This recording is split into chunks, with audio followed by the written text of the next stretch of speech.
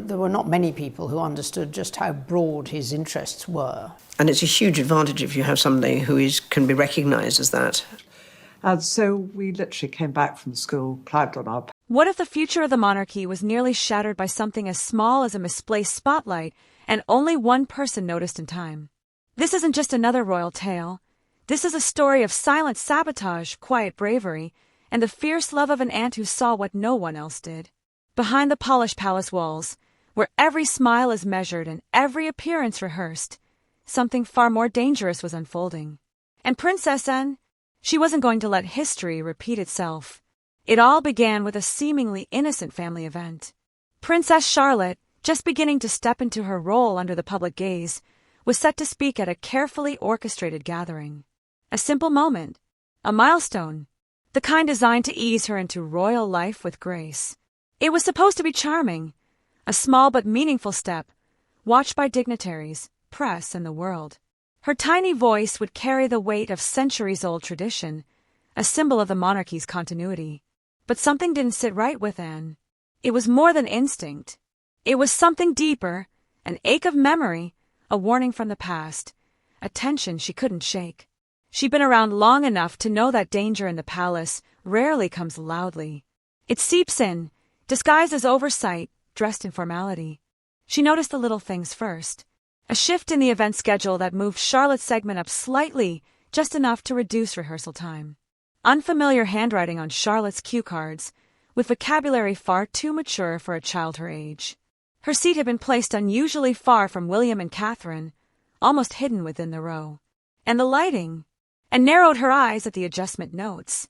Rigged to cast harsh shadows where Charlotte would be standing, the beams would create stark, unflattering visuals under pressure.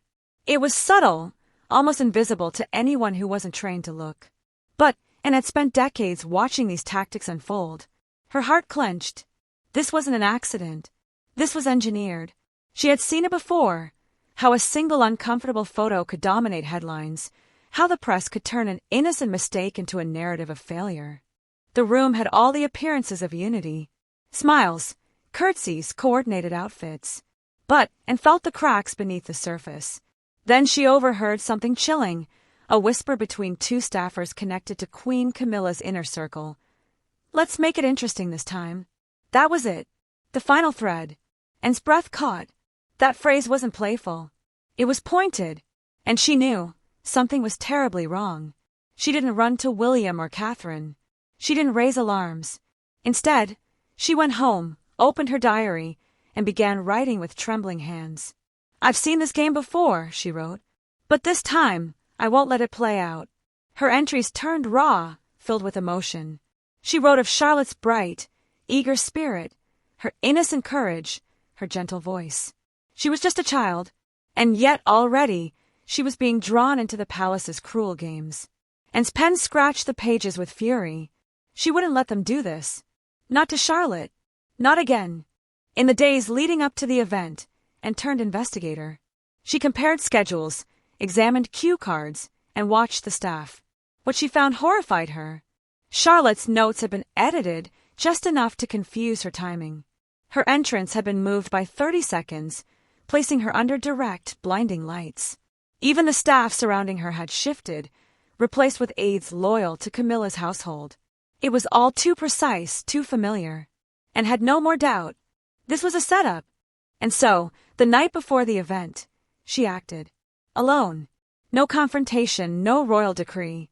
Just Anne, one of the most respected royals in the family, walking with quiet purpose into the office of the aide responsible. She laid the altered cue cards on the desk. Her voice was steady, cold. "Are you certain this is how you want to be remembered?"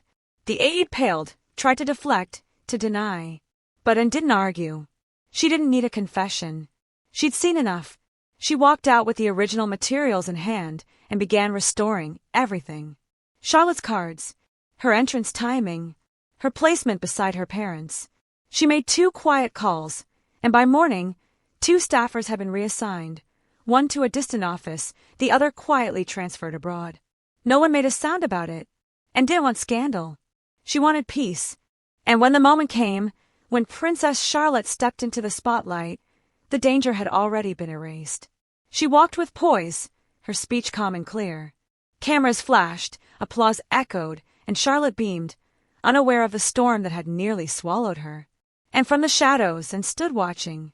No applause, no credit, just the satisfaction of knowing the child she loved had made it through untouched. Later that evening, in return to her diary, her final words for the day were simple. She spoke with strength, and the silence of what nearly happened, that belongs to me. But even then, one question lingered. Should she have told William? The thought haunted her. William, the protective father, the future king.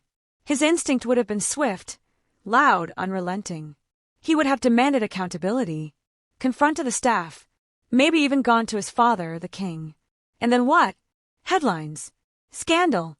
A media firestorm with Charlotte at the center. And couldn't risk that. Her silence wasn't betrayal. It was trust. Trust in William to raise his daughter strong, and trust in Charlotte to stand tall without ever knowing how close she came to falling. And watched from a quiet corner as William embraced Charlotte after the event. He lifted her in his arms, kissed her forehead, and said, "You were perfect," and smiled, unseen, and walked away.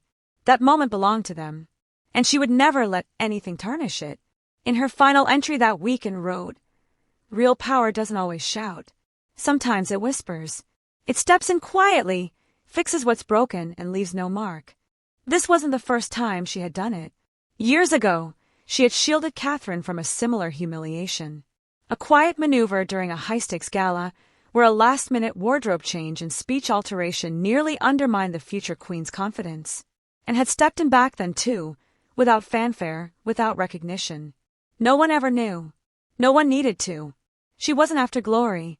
She was after preservation. Legacy. Love. The kind of love that doesn't seek attention, that doesn't require thanks. A kind that just does what needs to be done. Because for Anne, this was more than duty. It was a promise to the institution, to the women rising within it, and to the legacy of dignity she had watched her mother uphold for over 70 years. She understood how fragile a reputation could be, how quickly perception could turn.